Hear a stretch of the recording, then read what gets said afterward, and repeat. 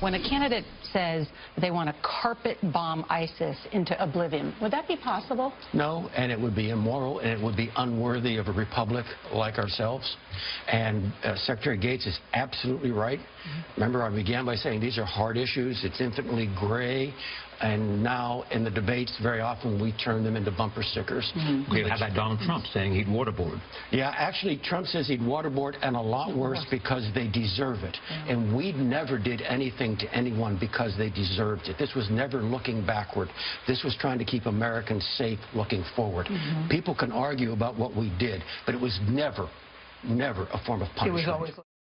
That was General Michael Hayden, the only man who has ever served as director of both the NSA and the CIA, taking on some of the recent foreign policy arguments from Donald Trump and Senator Ted Cruz. Joining me now, General Michael Hayden, who is out with a new book called Playing to the Edge: American Intelligence in the Age of Terror. General, great to see you. Great seeing you, Megan. Unbelievable story, and it's what an opportunity for the American people to hear it directly from you.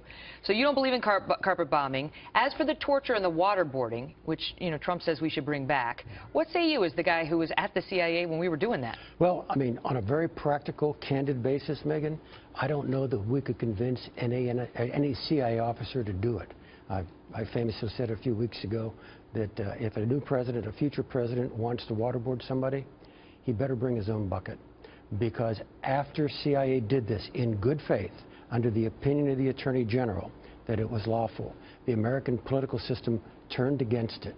And that commitment to CIA officers, when they go out and do something edgy for the Republic, authorized by the President, approved by the Attorney General, briefed by Congress, and the director says, I think this is a good thing to do, they think they've got a social contract with the American Republic, and it has a half-life longer than the next off-year election.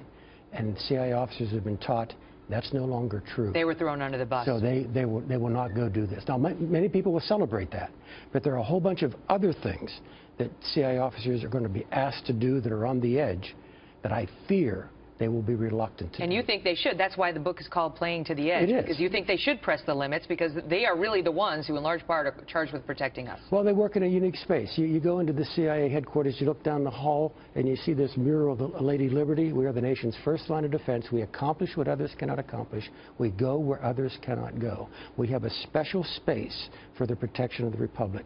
We are expected to do, we are asked to do things that no one else is asked or allowed to do to keep America safe. What about another proposal we've heard, this one is also from Trump, was that we should be killing the terrorists' families because that'll make them pay attention.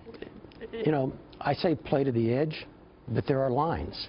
Okay, there are lines beyond which our nation should not go. All right, that's unethical, that's immoral, that violates all the laws of armed conflict, and frankly, it's not even a winning hand if you jump over the moral restraints. All you've done there is to animate your enemy by your barbaric action. What about some of the candidates in this race, Ted Cruz and others, Rand Paul, no longer in, but proposed getting rid of this NSA surveillance program that you favored and implemented, and replacing it with something that Cruz argues now is actually more robust, that gives them more access to more phone records. Is that true in your view? It's a mixed bag, and it's a complicated picture, all right? But now, the system we now have, based upon the USA Freedom Act, is NSA no longer gets to keep the data. Right, the phone companies keep it. Right, but it actually gets access to a bit more data. So you like it? You like the replacement? No, that's a plus, all right? But let me give you my candid assessment, and this is Kentucky windage, all right? It's a broad assessment.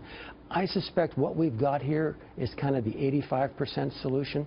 If this were the best way to set this up, that's the way I would have set it up in October of 2001. And frankly, what I do in the book is to take these and other issues like them, Megan, and explain that we're not operating in black and white here. Right. We're operating in continuous gray, and these are always difficult decisions. What about the Hillary matter and the disclosure of classified information, top secret information in many of these emails, including, we're told, some spy information? Well, first of all, the most important caveat, I haven't seen any of these, so I really don't know what is or is not in them, but I will give you my view. The sin here is absolutely the original sin. Once you set it up this way, this can't go to a happy place. The private server? The private server. I mean, what's going to happen is people, they don't have to be ignorant or stupid or immoral or unethical, just in the press of business. They're going to put things into that system that are now going to end up in this unprotected server. And as the former director of NSA, if I could have gotten access to the server of the foreign minister of a potential adversary of the United States, even for their unclassified emails, I'd have moved heaven and earth to do that. Was it reckless? It was really imprudent, and I really don't know why the permanent government, the folks at state, would actually not have gone into the secretary and said, ma'am, you just can't do it this way.